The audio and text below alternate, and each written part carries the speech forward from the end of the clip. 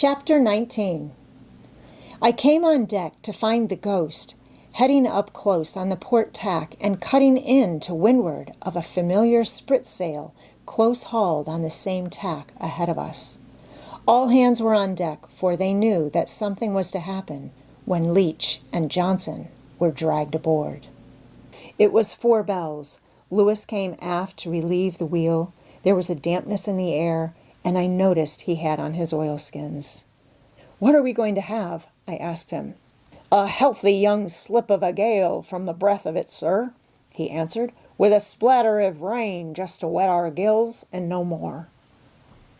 "Too bad we sighted them," I said, as the Ghost's bow was flung off a point by a large sea and the boat leaped for a moment past the jibs and into our line of vision.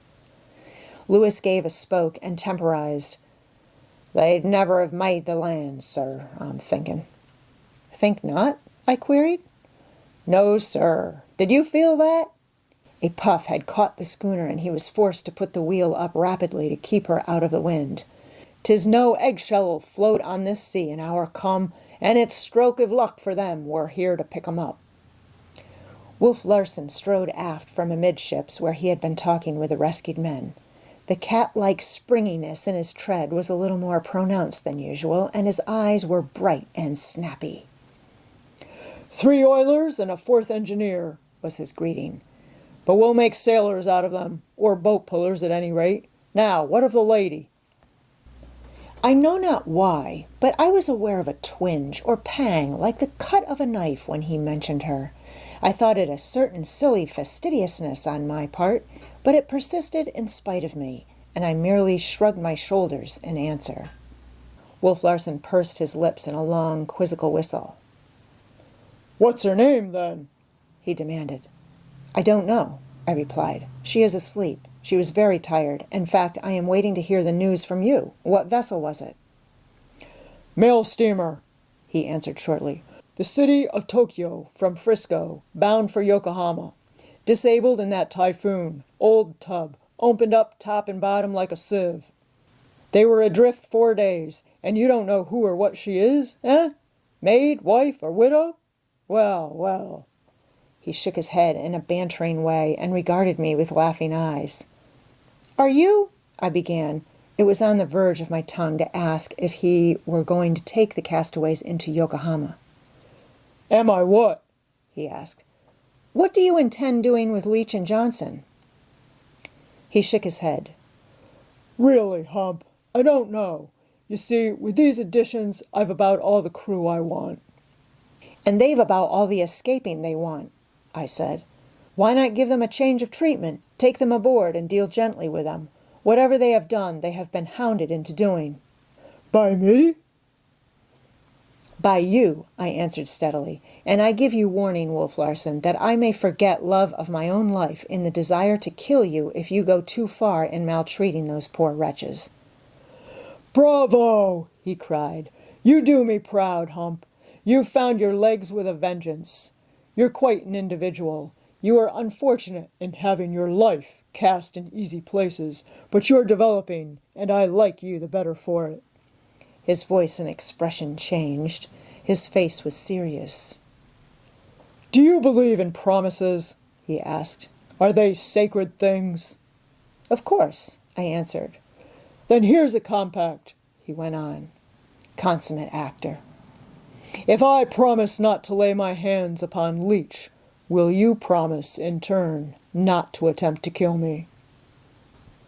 "Oh, not that I'm afraid of you. Not that I'm afraid of you," he hastened to add. I could hardly believe my ears. What was coming over the man? "Is it a go?" he asked impatiently. "A go," I answered. His hand went out to mine, and as I shook it heartily, I could have sworn I saw the mocking devil shine up for a moment in his eyes. We strolled across the poop to the lee side. The boat was close at hand now, and in desperate plight. Johnson was steering, Leach bailing. We overhauled them about 2 feet to their 1. Wolf Larson motioned Lewis to keep off slightly, and we dashed abreast of the boat, not a score of feet to windward. The Ghost blanketed it. The spritsail flapped emptily, and the boat righted to an even keel, causing the two men swiftly to change position. The boat lost headway, and as we lifted on a huge surge, toppled and fell into the trough. It was at this moment that Leach and Johnson looked up into the faces of their shipmates, who lined the rail amidships. There was no greeting. They were as dead men in their comrades' eyes, and between them was the gulf that parts the living and the dead. The next instant they were opposite the poop, where stood Wolf Larson and I. We were falling in the trough, and they were rising on the surge. Johnson looked at me, and I could see that his face was worn and haggard. I waved my hand to him, and he answered the greeting, but with a wave that was hopeless and despairing. It was as if he were saying farewell. I did not see into the eyes of Leach, for he was looking at Wolf Larson, the old and implacable snarl of hatred strong as ever on his face. Then they were gone astern, the spritsail filled with the wind, suddenly careening the frail, open craft till it seemed it would surely capsize. A whitecap foamed above it and broke across in a snow-white smother.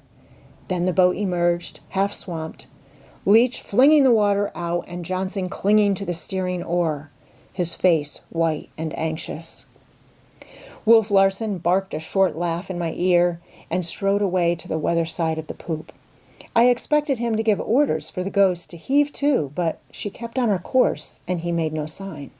Lewis stood imperturbably at the wheel, but I noticed the grouped sailors forward turning troubled faces in our direction. Still, the Ghost tore along till the boat dwindled to a speck, when Wolf Larson's voice rang out in command, and he went about on the starboard tack. Back we held, 2 miles and more to windward of the struggling cockleshell, when the flying jib was run down and the schooner hove to. The sealing boats are not made for windward work. Their hope lies in keeping a weather position so that they may run before the wind for the schooner when it breezes up. But in all that wild waste there was no refuge for Leach and Johnson save on the Ghost, and they resolutely began the windward beat. It was slow work in the heavy sea that was running. At any moment they were liable to be overwhelmed by the hissing combers. Time and again, the countless times we watched the boat luff into the big whitecaps, lose headway, and be flung back like a cork. Johnson was a splendid seaman, and he knew as much about small boats as he did about ships. At the end of an hour and a half, he was nearly alongside, standing past our stern on the last leg out, aiming to fetch us on the next leg back. "So you've changed your mind," I heard Wolf Larson mutter, half to himself, half to them as though they could hear. "You want to come aboard, eh? Well then, just keep a-comin'. Hard up with that helm," he commanded Ufty, the Kanaka, who had in the meantime relieved Lewis at the wheel. Command followed command. As the schooner paid off, the fore and main sheets were slacked away for fair wind, and before the wind we were, and leaping, when Johnson, easing his sheet at imminent peril, cut across our wake 100 feet away. Again, Wolf Larson laughed, at the same time beckoning them with his arm to follow. It was evidently his intention to play with them. A lesson, I took it, in lieu of a beating, though a dangerous lesson, for the frail craft stood in momentary danger of being overwhelmed. Johnson squared away promptly and ran after us. There was nothing else for him to do.